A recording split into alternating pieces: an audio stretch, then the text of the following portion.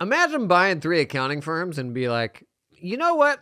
You know what this makes me want to do? Is buy another accounting firm. That's Patrick.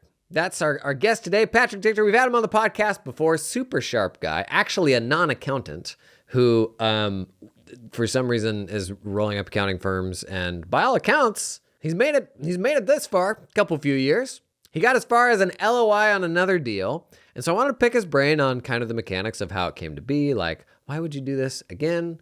Most of us, like, we're just chugging along with our firms, right? Like, we don't sit up in bed in the morning and go, you know what I need to do today is buy somebody else's accounting firm. Usually because our own stuff is just, if not actively on fire, in like a state of like a slow simmer. So this was a fun one, picking Patrick's brain on this latest deal and just kind of the state of buying firms in general. So come on in. Let's pick Patrick's brain on firm acquisitions.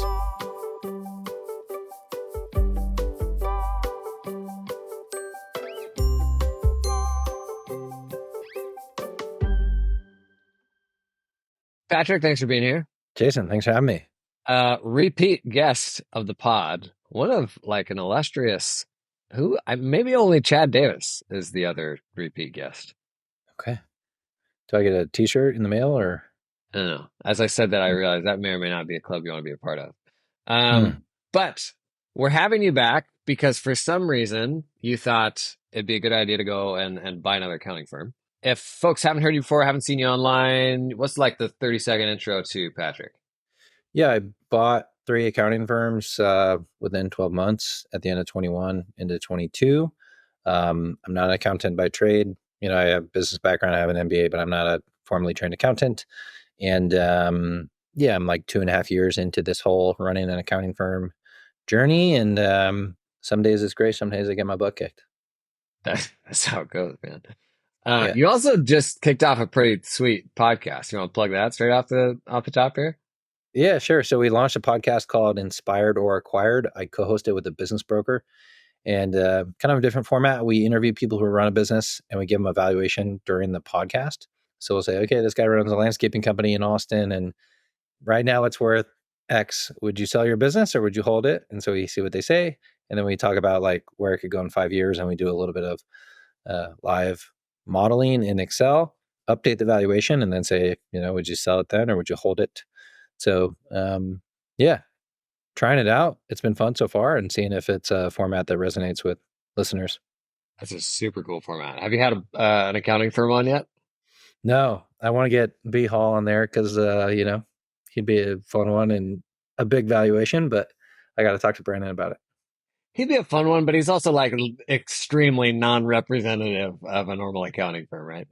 Yes. He is a powerhouse and an outlier. Okay, so you somehow got all the way back to an LOI despite doing this 3 times. And as we've discussed on the podcast in the past, taking all of the lumps that you would expect going through this process, not only as just somebody acquiring other people's firms, but even as a non-accountant, which Patrick is I think you do a great job of giving like sage advice online without being gatekeepery about this, because there's a lot of non-accountants that are sort of sniffing around doing it. Yeah, it's also in the, we're recording here in May. I feel like in the past few weeks, there's been a lot of people like looking at firms or criticizing non-accountants wanting to buy firms. So it's been a lively discussion. But yes, I, for the past 18 months, I was like passing on a bunch of things and saying I wasn't going to do any more deals unless it was a perfect fit. And then lo and behold, there was something that came along that felt like a perfect fit. So I went and made a run at it and made an offer. So I want to like get real nitty gritty on the mechanics of this for people who have never done it before, which is most firm owners, and just don't even know the first thing about it. So working backwards from an LOI, like what is your process even for sourcing a deal? Are you talking to brokers? Are you doing this stuff yourself? Like, how do you even start looking through these? It's a mix. So sometimes it's with a broker. Sometimes they'll reach out to me directly, and sometimes you'll find it online. They list it themselves. But usually where it starts, you get prior 1 to 3 years of historical financials, and they might have an asking price, and then you're creating an offer And your LOI is not the final kind of legal document, but it's the main outlines of a deal, right? Like how much I'm willing to pay up front and like what the total purchase price is and what the targeted close date is and kind of what the transition would look like. And that's a big step. And then they might have other suitors during that. And then if they sign your LOI, you're in exclusivity with them. So, and then after that, you go into due diligence where you say, are the financials legit? You learn more about the team. You go figure out the rest of financing and you get your legal done. And then you sign a purchase agreement. That's kind of the whole process. But um, It'd be cool to dig into like this one specifically and how you were thinking of pulling it together. But even just a step back from that, why were you even open to another one? Like what is most firms out there just trundling along doing their own thing? Like what's the upside of acquiring another one? I think the right acquisition can definitely catapult you forward and save you time. And, if you do the wrong one, it can be a really expensive lesson. So I've had a couple deals that have worked really well. I've had one that hasn't gone very well. So yeah, I wrote down like three reasons why this one would be worth doing and like 3 reasons why it might be a bad idea. But I think the long story short is a good one will catapult you forward, assuming it works out well.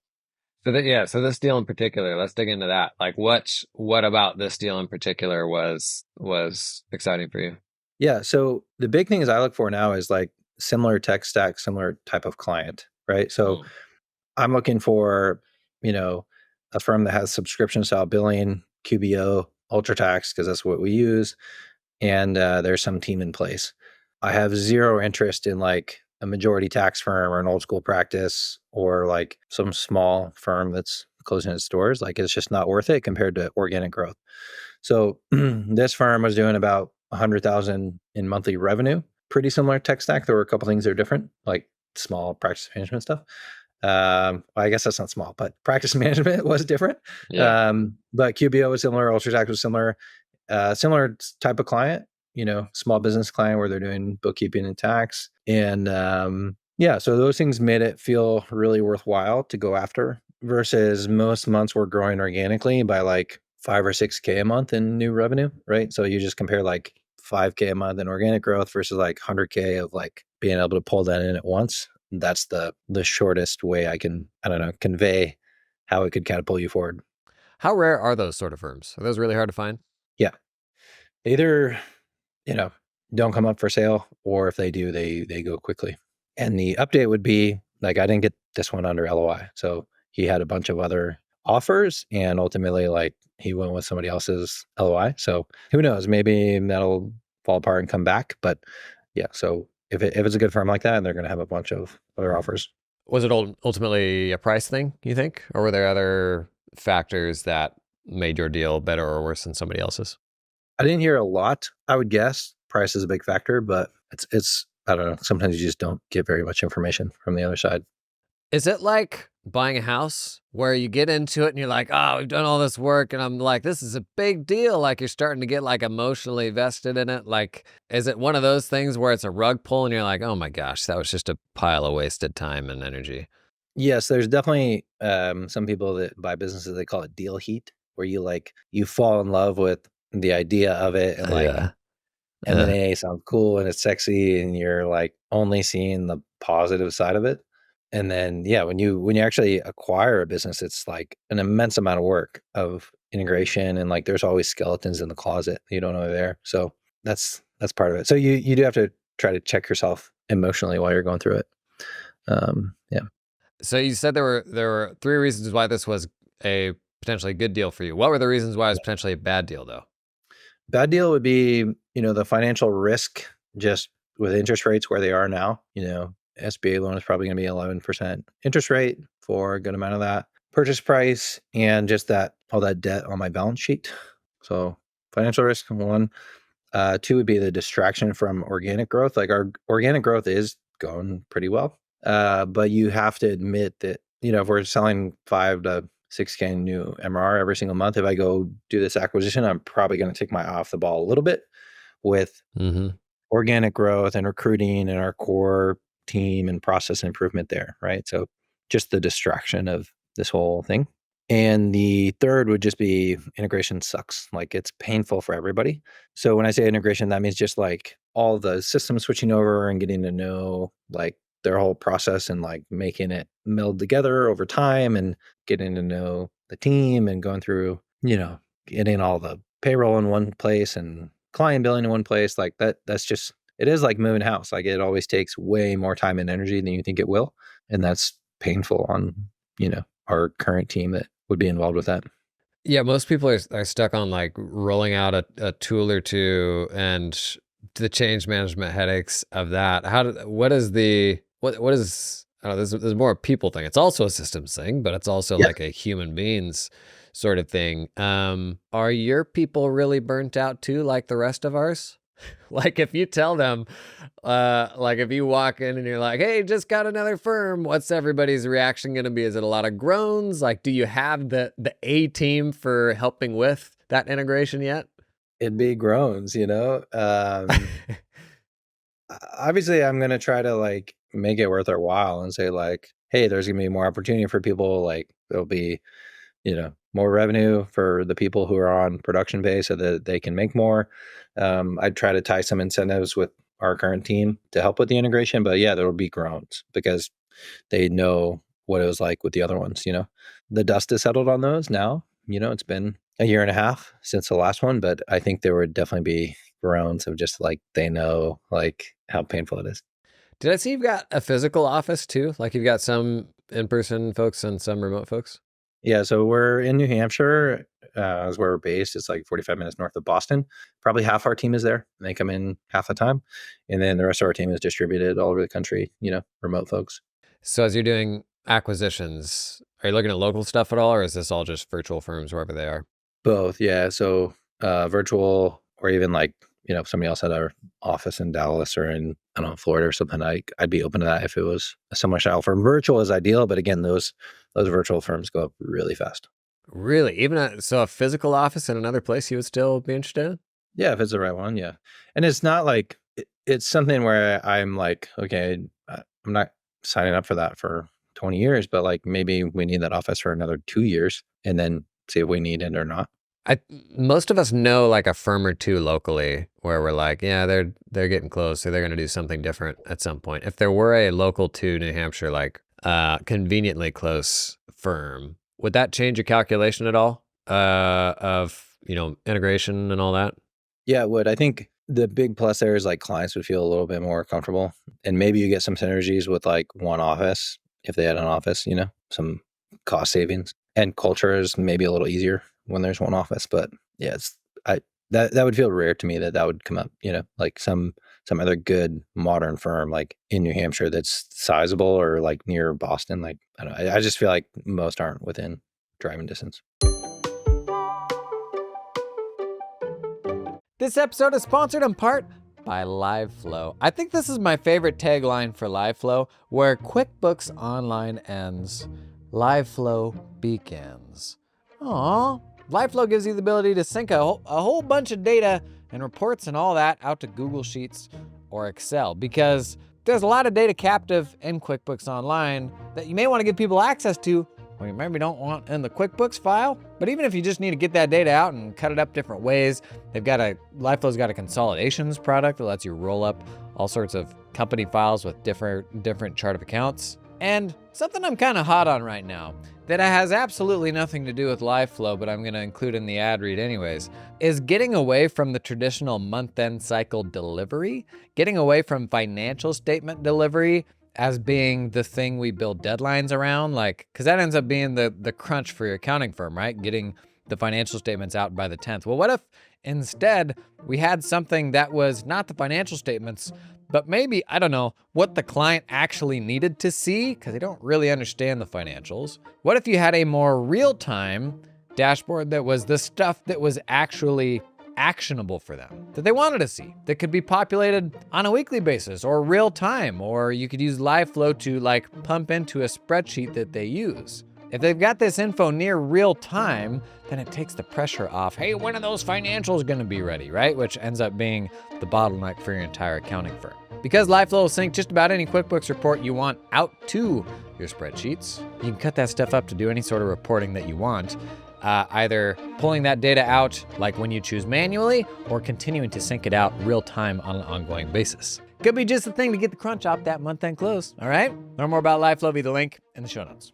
This episode is brought to you in part by TeamUp, helping you recruit top Filipino accountants without any ongoing monthly fees. The difference between TeamUp and all the other offshoring options is that TeamUp helps you hire staff directly. No middleman. You work directly with your new hire in the Philippines. Hire the person, not the company. Guys, gals, gang, here's just a few reasons to hire directly. You have access to higher level talent. Makes sense. You have complete control over team culture and training. They keep 100% of what you pay them, and it's a lot more affordable for you, so you can retain your team for the long term. TeamUp can source accountants with experience working at US or Australian firms, familiar with tools like Xero, QBO, and Dex. Also recruit specialist roles, team leaders, tax specialists, administrative assistants. Thought experiment. What if you had an executive assistant for the first time this tax season? Just throwing it out there. What would they do? Start at that email video I did on the main channel recently.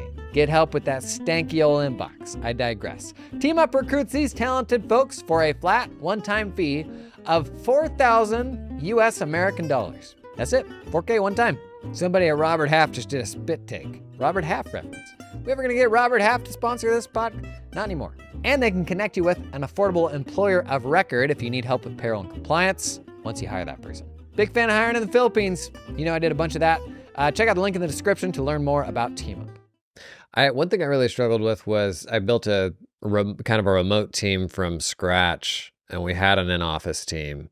And in some ways, it made it easier for the in-office team to like pretend they didn't exist and kind of do their own thing and operate within their own little bubble. So if you went out and you acquired a virtual firm, what is your approach to, I guess, in a hybrid environment like that, like making a bunch of new people feel welcome and like they're part of the crew and all that? Yeah, we just did this last week. So we had a 3-day company retreat where everybody came in. So people flying from New York, Florida, Denver, all over, and 3 of those people are from previous acquisitions. So definitely try to be intentional and make them feel welcomed, and do training and like social events and break bread together.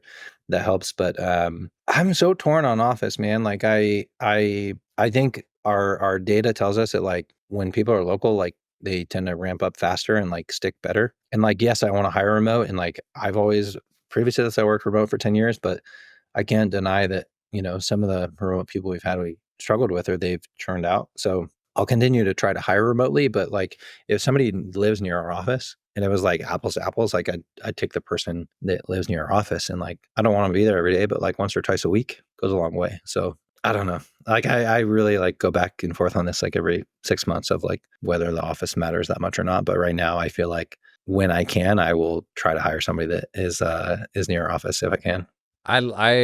It's the least cool thing you can say in 2024, but I vastly prefer in Absolutely. person. Yeah. I mean, I feel like such a boomer saying that, but like, yeah. And even like last week, like so many people were like, oh my gosh, like it was so great to be together in person. So I think even if you're a fully virtual firm, like you're going to need to get everyone together once or twice a year. Yeah, I was talking with a guy that runs an agency last week, and he's like, three times every year we get together, and it's always right about the time when people are kind of forgetting the direction and like we're trying to keep momentum and all that. And he's like, they settled into 3 times a year they get together, and it's always kind of right when people are getting fried and maybe losing perspective, and then you come out of that and you kind of kick that momentum off again, and it feels like you're in sync. Have you settled into like a cadence for that? Right now it's been May and October. So May is everybody, and then October is like our tax and management team. So that seemed to work so far. But on the deals that you're seeing, so you've had your nose in a bunch of these now, like what is realistic, like what is market rate for this sort of thing. And I've always been kind of allergic to the whole, I don't know, people love to throw out really spectacular multiples. that I don't know are very realistic. Or maybe they were like in a very specific scenario, like maybe that made sense. But oftentimes it can paint this sort of unrealistic picture where folks then are like, okay, I'm going to build this cool modern firm because I can go sell it at like a software multiple. And like, I just don't see that happening in real life. Like in the day to day of the different types of firms that you're seeing, like what are the various, I'm interested in, I guess, in what are the different ways that people structure those deals, and just from a real money standpoint, like what is the range that is normal now? Yeah, I think what I'm typically seeing is like multiples between 1 to 1.5 times annual revenue, right? So if your firm does a million in revenue per year, anywhere from like 1 to 1.5 million purchase price, that doesn't really make a ton of sense because, some firms can be way more profitable, but that's what happens with accounting firms for better or worse. I do think if you get bigger than that, they'll trade off of like EBITDA multiple, so more of a cash flow multiple. And I've had, calls with private equity, and some of them say they're paying 4 to 5 times EBITDA. And then there's some that are saying if you can get over 1 million per year in EBITDA, they'll pay you 7, 8, 9 times. So that's an amazing multiple, like as far as small business goes. Like most of the time it's between 2 to 5. I think there's probably strings attached with that tied to retention. You're probably having to stick around or like roll equity into the bigger group. But all the same, I mean, if you're able to like, have a firm that's doing 4 or 5 million in revenue and like 1 million of EBITDA and like sell it for 7 or 8 million, like it's crazy. It's life-changing money. So but for most of these smaller firms that we're talking about, like 1 to 1.5 times annual revenue is like market. And on an owner cash flow basis, that tends to be between like 2 to 4 times the owner cash flow is like what it ends up selling for. And I imagine you're just looking at firms where the owner is as removed as possible from production, right? I mean, in a perfect world, but like the ones that I'm looking at are anywhere from like 500K in revenue, to like 1.5 million in revenue. So like, yes, there's a staff and they have some good people, but like they're still involved. So Hmm. yeah, you want them less involved, right? You don't want them owning every client relationship, signing every tax return. But the reality is that like, they're still probably working 40, 50 hours a week, whether that's like in review or training other people, or they're the salesperson, they're doing something that's driving a lot of value. How do you plan for that? Who picks up that job? So it depends on the makeup of the firm, right? So I've had some where I know that I have to backfill the tax talent right away. I've had others where the owner is like more of a fractional CFO that you're planning for. I think generally there's like a 3 to 6 month transition where they'll be involved. And so, you have some time to like get in and like get to know the team and the clients. And then you're banking on that you're gonna have to backfill it pretty quickly. So whether that's somebody on our team or you're hiring for it. That transition can be a real killer. Like if you don't like nail that down and get explicit about it, what do you recommend for owners coming in like that who may not have anything to do after this and like may try to stick around, or like how have you navigated that? I think you should plan that they're not going to stick around. Like I've had one that sticked around, and like that's worked out. But I think the norm is that you're going to butt heads so much that it's just healthier for everybody that they're out, or they're just so burnt out that like they need to be out.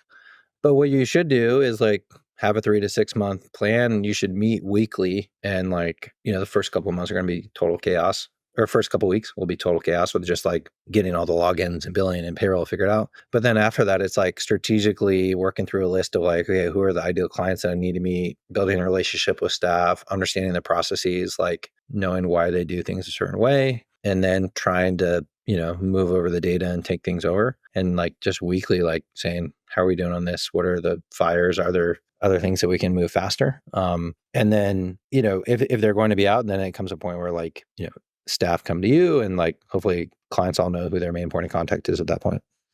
This may be more like personal for you, but you said acquisitions can kind of be a shortcut to organic. Why do you want to ultimately grow? Like why continue to get bigger? So my North Star goal from the very start of this, like the first firm I bought was doing 1.2 million in revenue. And from the very start, my goal was within 5 years to get to 5 million in revenue and like, a certain level of profitability. And then I would keep the accounting firm and then try to start buying other types of small businesses. So my plan is still to try to get to 5 million within 5 years. We did like 3.2 last year. So we're a little bit ahead of schedule on the revenue side. And then I'm going to come up for air at that point and then see like, okay, do I still want to try to acquire other types of small businesses? Or maybe I just like invest in other people and then keep going for more in the accounting space. But I think for me, 5 million is the type of firm where you've got, sizable revenue, you've got key leaders in place, and it's resilient enough if I do try to go do other things or not work in the business like 50 hours a week like I am now, like it can be a little bit more self-sustaining, or it'll kick off enough cash to be able to invest in other things. So that's really like why keep growing is to get to that 5 million top line number. How did you get there? Was that just arbitrary? This is a challenging thing I want to do. Like, where's that come from? Like round numbers, like 5 million probably means there's 20% cash flow. And it probably means that I could have like, 5 to 7 leaders that I can really like count on. Maybe that might not be the right number. Maybe it's like, maybe 4 is enough, or maybe like I have to push to 6. I see Brandon Hollisey all the time, like you got to grind and get past 3, like that's just his perspective is like, after that, things get a lot easier. I've seen that in a lot of other professional services businesses, like you hit plateaus at certain numbers. But that was my original thing is I thought that like 5 million top line would mean good, stable business, good team in place, and hopefully 20% cash flow. But it's been a lot less cash flow percent than that because I'm like hiring ahead a lot and like paying off these acquisitions. So time will tell. This episode is sponsored in part by Client Hub. Here's the thing. Here's what's different about Client Hub. Interesting, kind of different methodology to building a practice management system is they have built a client portal that they say your clients will actually want to use. It's sort of almost like a side-by-side workspace where you have your tasks and your client also has their own tasks, where you're getting into like largely the same space. There's a whole like firm only side of it that they can't see, obviously. But when they log in, you can see all the stuff that they can see. And their portal setup looks pretty much the same way as how you manage your work. And I remember, man, this was maybe 3 years ago now, where we were running our CAS practice in ClickUp, and we had just a killer system for managing tasks and getting everything done. And we got to the point where like, this would be so much easier if I could literally just send an invite to this client where they could see this same space that we're working out of and they just tackle the stuff that we're assigning to them. But like the only way to do it was with like these guest accounts, and there was problems with views being shared and them seeing something that maybe they weren't supposed to see. That's kind of been Client Hub's approach from the beginning is like, what would a shared space look like where you could come in, do all the stuff that you need to do, have all the tools you need to manage the firm, even cool like AI stuff like generative email they're doing now, while also being something that like your client would actually appreciate and actually use because it's an easy place for them to see what you need from them, like all rolled up into one space. The reality is most of our clients these days, like they are using task management systems also. And unfortunately, a byproduct of us supporting them is usually stuff they just gotta do for us. So if you're looking for a more collaborative way to get that stuff done, check out Client Hub. We recently also did a 5-minute sponsored demo day video on YouTube for Client Hub. So if you wanna see me like running through how it works, did some pretty silly things in that video, check that one out too to learn more. I'll put a link to Client Hub down in the show notes. This episode is sponsored in part by Cloud Accountant Staffing Tax Firms. Check out this resume. A real resume from a real person that was accompanied by an intro video from this applicant. 2 associate's degrees, one in accounting technology, the other in accountancy. Started doing tax work in 2019, became a tax associate with a US firm in 2021, was promoted to a senior tax associate in 22, and a tax manager and team lead in 2023. Worked with Assert with Intuit ProConnect Tax Pro Series, CCH Access Tax Dome, Intuit Practice Management, goodness sakes, Tally4, QBO Zero, prepping corporate and personal returns, 1065s, 990s, 1041s, goodness sakes, specialized in equity compensation, year-end tax planning.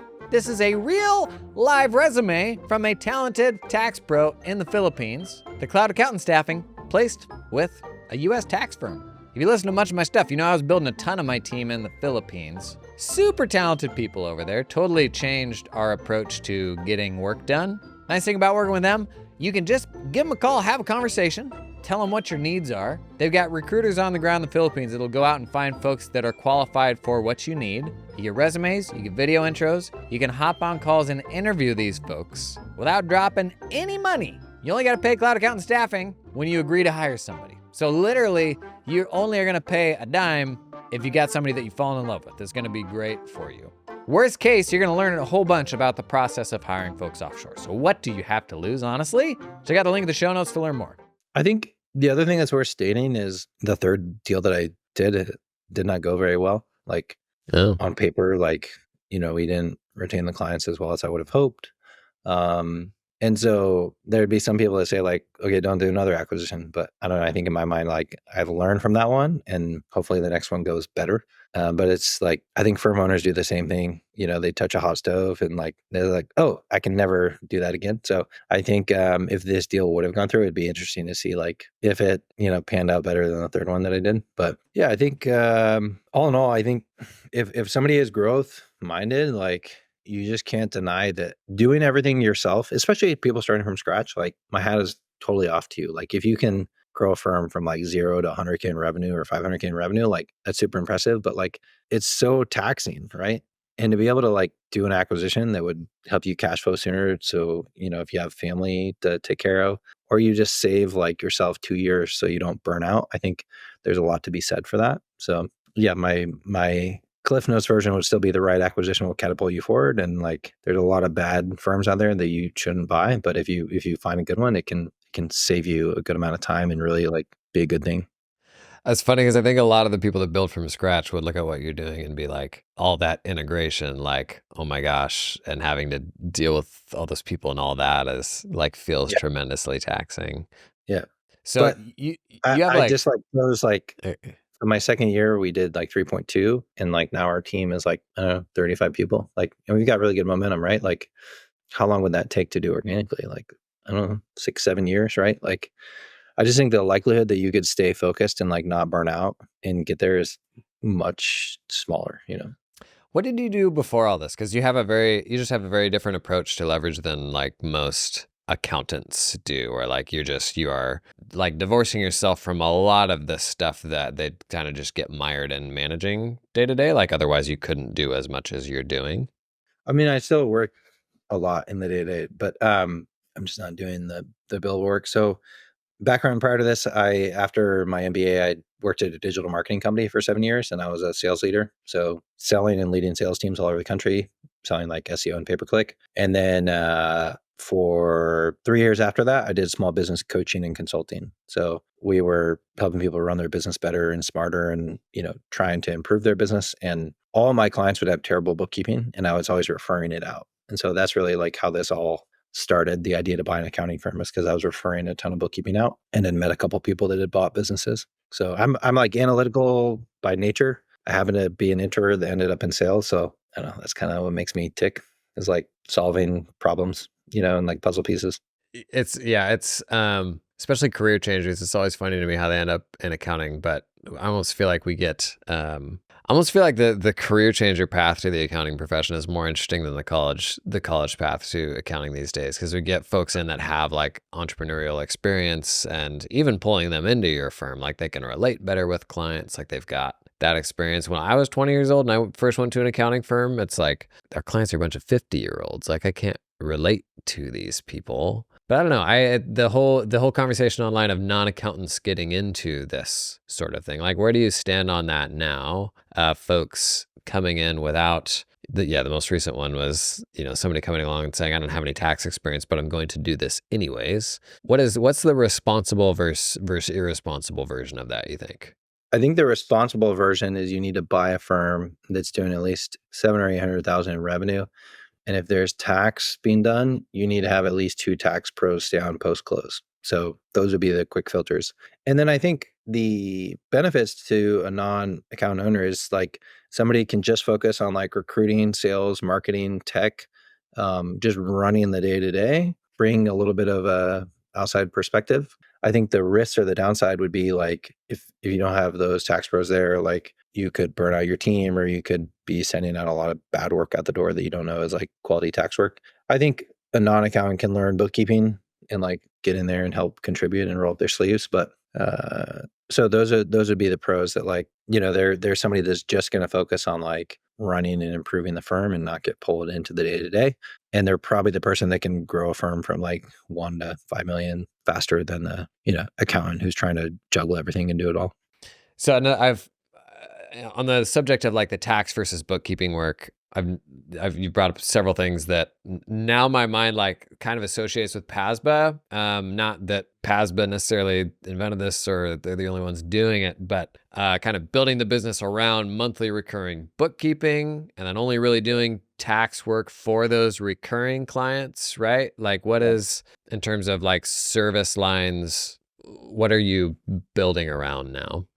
Yeah, you nailed it. That's like the PASMA model is like try to get the owner out of the day to day, only work with clients on a monthly subscription style basis, where you only do tax work for somebody that you do bookkeeping for. So, and that's a large part of why the first firm I bought has gone really well because he followed a lot of the PASMA methodology. So we've stuck to that as a firm. Like we don't do one-off tax returns. We only work with clients on a subscription style basis. And then the way our org chart is structured is the accounting manager is the person who does the tax work. They're really like the linchpin. So they're the client relationship, and then there's staff accountants that sit under them. And, value style billing, we don't track time, and team members are on production pay. So they get a percent of the revenue that they work on, which are like, I don't know, key teachings of the PASBA methodology. That may be like the hottest PASBA take is production pricing. Yeah. So your accounting managers are doing all the tax work. So they're both overseeing the bookkeepers and doing the tax work. Who within that org chart is all production pay and who is not? The tax pro and the bookkeeper are on production pay. Okay. And how many bookkeepers is the tax pro different from the accounting manager? No, I'm just using them interchangeably because some people, they have different titles. They might call it like a tax director, but they're not. I don't know. So we'll just say tax pro and bookkeeper, like each are on production pay. And how many bookkeepers generally are under a given tax pro or accounting manager? It's 1-to-1. So they all kind of, it's like a cross matrix. So you don't want one tax pro only working with one staff accountant. They would work with multiple so that we all have exposure to different people and consistent processes throughout. But usually it's a 1-to-1 ratio. Okay. But it's not like a pod of, No. collection of 3 bookkeepers with a single accounting manager. Okay. Correct. Interesting. Why is that? Just more cross-pollination of working with different people? Yep. Each person might have a little bit different style, but, we have to have consistent processes so that everyone can work with each other. And, if anyone leaves, then anyone else can pick up that client and like pick it up a little bit faster. Their capacity is usually between like 30 to 50 clients, so each tax pro can take between 30 to 50 clients and each bookkeeper can take between 30 to 50 clients. Probably 60% of what I know about firm acquisitions now is thanks to you. And I can't say I'm any less terrified about it, but at least I know a little more than I did before. Awesome. Thank you for having me. And we'll see, maybe I'll have another one on the line in a few months, but it's always fun to discuss and debate buy versus build. So thanks for having me, Jason. Cool. Thanks, man. Bless Patrick's heart, man. Whew. All that change management. I get it, though. I do think if you're trying to get to a certain threshold or certain size, it is a faster way to get there. But yeah, all the trade-offs are having to integrate folks. Love that he's talking about tech. Like if you can find somebody that's on your tech stack, that makes them a really good target. But also just the fact that right now, the vast majority of firms just aren't good targets. And if you are building your firm and hope to someday sell it, like to be thinking of things like, is my tech stack something that someone else is reasonably going to be able to absorb into what they're doing? Am I doing 80% of the work so that if you pull me out of the picture, it's like, well, this new firm's actually going to have to try to find a way to do the work without you. Really interesting as there's more talk about like private equity and all that rolling up accounting firms, which just doesn't seem realistic to me. I love talking with Patrick because he's like a very level-headed person who is rolling up small firms and genuinely seems to be like trying to do that in as calm and sustainable a way as possible. Frankly, I would love it if we had 100 more Patricks, even though they are not accountants, they're not people from the industry, to have a whole bunch more people come in. We've got all of these these firms that are like aging out and people that are burning out and they don't know what to do with their firms, just to get some fresh meat in and like perspective on how we can run our firms better. Because at least in the US market right now, we just need more of them. Like there's just not enough professionals out there to help clients. That's it for today. Thanks to Patrick for joining in. I'm going to put links to his super cool new podcast down in the show notes. Just like jamming on a different business every episode, doing that valuation live, super fascinating, and has even like given me some different perspective for how I would advise clients when they do that sort of live. Here's what this business could do over the next 5 years. Here's how it could impact the valuation, that sort of thing. Really interesting. So check that one out. That's down in the show notes, and I'll see you next time.